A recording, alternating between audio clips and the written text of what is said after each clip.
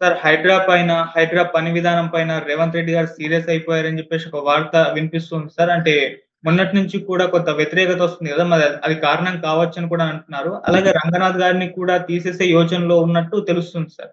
దీనికి కారణం కూడా మురళీమోహన్ గారి పేరైతే వినిపిస్తుంది సార్. ఆయనే ఇన్‌ఫ్లుయెన్స్ చేసి ఈయన్ని తీసించే విధంగా చేస్తున్నారన్నట్టుగా వార్తలైతే వినిపిస్తున్నాయి.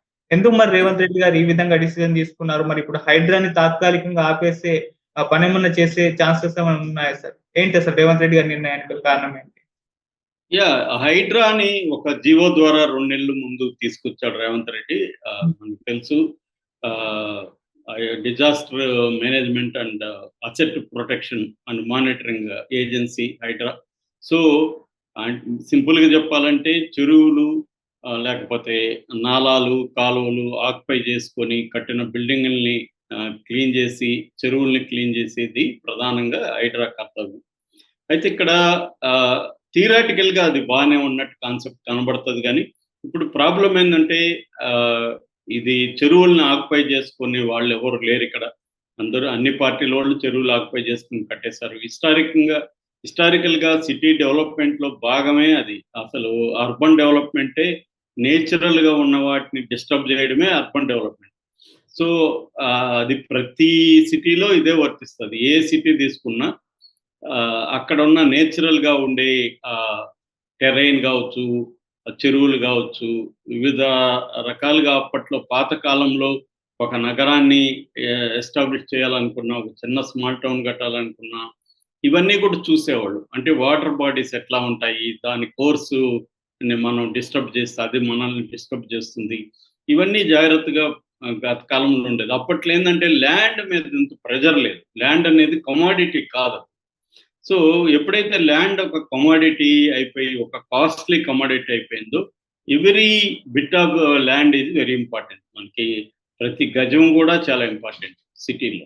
అందుకని ఏం చేయడం మొదలుపెట్టారంటే, ఈ చెరువులకు సంబంధించి అసలు కొన్ని చెరువులే లేవు. చెరువులన్నీ పూడిపోయి, దాని మీద గూడా కన్‌స్ట్రక్షన్స్ లేసిపోయినాయి. సో, ఆహ్, కాబట్టి ఈ చెరువుల్ని క్లీనింగ్ అనే కార్యక్రమం అందరూ గూడా ఆహ్వానించారు. రేవంత్ రెడ్డికి ప్రజల నుంచి అయితే మంచి మద్దతు లభించింది. పైగా ఆయన ఏవి రంగనాథ్ అని ఒక సిన్సియర్ నాన్ కరప్ట్ ఆఫీసర్‌ని పెట్టాడు. రెండోది ఆయనకి ఎక్స్‌పీరియన్స్ ఉంది. డైనమిజం ఉంది. తెలివైన కుర్రాడు. ఎందుకంటే 37వ ర్యాంక్ వచ్చింది ఆయనకి.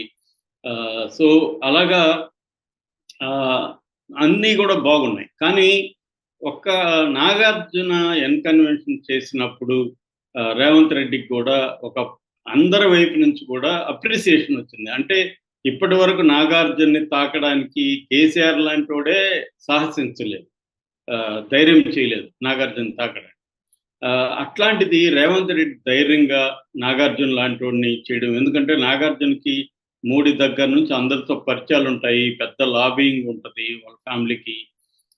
అలాంటి నాగార్జునని సహించలేక కూలగొట్టేయగలిగాడు భయపడకుండా. అట్లాగే కాంగ్రెస్ వాళ్ళకి సంబంధించి పల్లం రాజు కావచ్చు, దానం నాగేందర్ కావచ్చు, ఇలాంటి వాళ్ళని కూడా అతను స్పేర్ చేయలేదు. సో, ఇక్కడ నుంచి రేవంత్ రెడ్డి జర్నీ ఎట్లా ఉంటది హైడ్రాతో అని అన్ని వైపుల నుంచి ఆలోచించారు. సో, అయితే ఆ కోర్స్ అనేది మామూలుగా ఇప్పుడు కన్వెన్షన్ చేసినాక పెద్ద పెద్ద వాళ్ళవి కొడతారు అని అందరూ అనుకుంటే, అది విచిత్రంగా మిడిల్ క్లాస్ వాళ్ళవి, పేదవాళ్ళ షెడ్లు వీటి మీదకెళ్ళిపోయింది హైడ్రా. పెద్ద నాగార్జున తర్వాత పెద్ద కట్టడం ఏది కూల్చలేదు ఇంకా ఆ తర్వాత ఎప్పుడు. అంతా మిడిల్ క్లాస్ ఇండ్లు కూలగొట్టడం ఈ దీనికెళ్ళిపోయింది. దాంతో ఒక్కసారిగా వ్యతిరేకత వచ్చింది. పేదల ఇల్లు కూలగొడతారా ఇలాగా?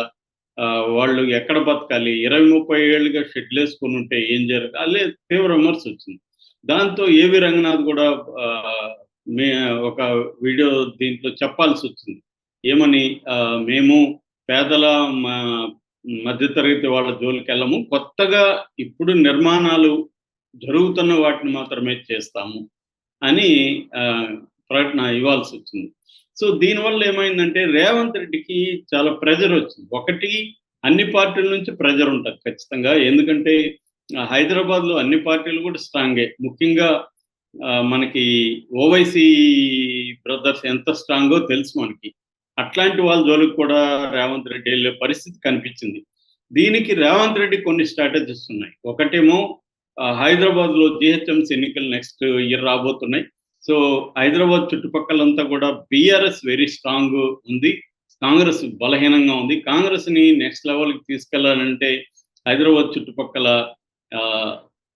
తన బలాన్ని పెంచుకోవాలంటే ఒకటి డెవలప్మెంట్ బీఆర్ఎస్ కంటే నేను కేటీఆర్ కంటే నేను బాగా చేస్తున్నాను అనేది చూపించాలి. దానికోసమే ఆయన అమెరికా సౌత్ కొరియా వెళ్ళి పెట్టుబడులు 31,000 పెట్టుబడులు తీసుకొస్తున్నానని చెప్పాడు. దాని తర్వాత హైదరాబాద్ ఇప్పుడు 3 సిటీలుగా ఉంది, హైదరాబాదు, సికింద్రాబాదు, సైబరాబాదు.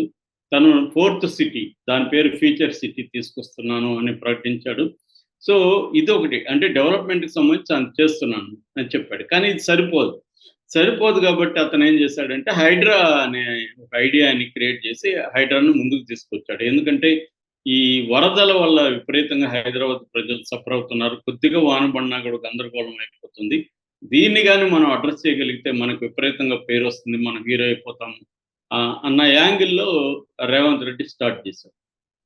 అయితే ఇప్పుడు అది తన లక్ష్యం ఏదైతే ఉందో ఈ లక్ష్యానికి అతనికి 2 లక్ష్యాలు. ఒకటి కాంగ్రెస్ పార్టీని హైదరాబాద్ చుట్టుపక్కల స్ట్రెంగ్తన్ చేయడం, తాను ఒక రాజశేఖర్ రెడ్డి లాగా కాంగ్రెస్ పార్టీలో తిరుగులేని నాయకుడుగా, అంటే వేరే ఆల్టర్నేటివ్ ఉండకూడదు అధిష్టానానికి, ఇతను మార్చే పరిస్థితి ఉండకూడదు, అలాగా తన స్థానాన్ని పదులుపరుచుకోవడం. ఈ 2 లక్ష్యాలతో రేవంత్ రెడ్డి హైడ్రాని తీసుకొచ్చాడు. అయితే ఇప్పుడు దానికి విఘాతం కలిగే పరిస్థితి వచ్చింది. ఒకటి, అతని మీద విపరీతమైన ప్రెషర్ స్టార్ట్ అయింది కేంద్రం నుంచి కూడా. 2, పేదలు మధ్యతరగతి వాళ్ళలో విపరీతంగా భయాందోళనలు నెలకొన్నాయి. ఎవరు మంది కూలగొట్టేస్తారేమో అని ఒక భయాందోళనలు వచ్చాయి. 3వది, రియల్ ఎస్టేట్ కూడా హైదరాబాద్లో ఇబ్బందికి గురైంది. ఎందుకంటే దాదాపు 50% పైన హైదరాబాద్లో బిల్డింగ్లన్నీ కూడా ఏదో ఒక రకంగా ఉల్లంఘించినాయి. అది FTL అంటే ఫుల్ ట్యాంక్ లెవెల్ లో ఉండొచ్చు, లేదా బఫర్ జోన్లో ఉండొచ్చు, కాలువలు పక్కన ఉండొచ్చు, లేకపోతే వాళ్ళు వదిలే వ్యర్థాలు మూసీకో హుస్సేన్ సాగర్కి వెళ్ళొచ్చు. వీటన్నిటికీ నోటీసులు ఇవ్వడం, ఒక భయభ్రాంతమైన పరిస్థితి అనేది ఓన్లీ రిచ్ పీపులే కాకుండా middle class, lower middle class, poor వీళ్ళలో కూడా ఒక భయం అనేది వ్యాపించింది. దీనికి ఒక కారణం రంగనాథ్ పని విధానం. అతను విపరీతంగా మీడియాకి వెళ్ళి మాట్లాడడం, పిలిచిన ప్రతి చిన్న యూట్యూబ్ ఛానల్కి అంతా ఇంటర్వ్యూలు ఇవ్వడం, తాను ఒక హీరోగా తను ప్రొజెక్ట్ చేసుకోవడం. సో ఇదంతా రేవంత్ రెడ్డికి కోపం వచ్చిందని చెప్తున్నారు. అందులో మురళీమోహన్ కూడా ఉండొచ్చు. నిజానికి మురళీమోహన్ ప్రకటించాడు, నాది అదేదో 3-4 అడుగుల షెడ్ మాత్రమే ఉంది చిన్నది FTLలో, దానికోసం వాళ్ళు పంపించడం ఎందుకు, నేనే కూలగొడతాను అన్నాడు. అంటే మరి అంత చిన్న షెడ్కి ఎందుకు హంగామా చేశాడు రంగనాథ్ అనేది కూడా చర్చకు వస్తుంది. ఎందుకంటే మురళీమోహన్ అంటేనే మనకి చంద్రబాబు బినామీ అందరూ నమ్ముతారు. ఎందుకంటే చాలా స్పీడ్గా మురళీమోహన్ రియల్ ఎస్టేట్ రంగంలో హైదరాబాద్ చుట్టుపక్కల పైకి వచ్చాడు. సో ఏదేమైనా ఆయన బినామా కాదని పక్కన పెడితే చంద్రబాబుకి అత్యంతమైన ఇష్టమైన వ్యక్తి, ఆయన ఎంపీ కూడా తెలుగుదేశంలో.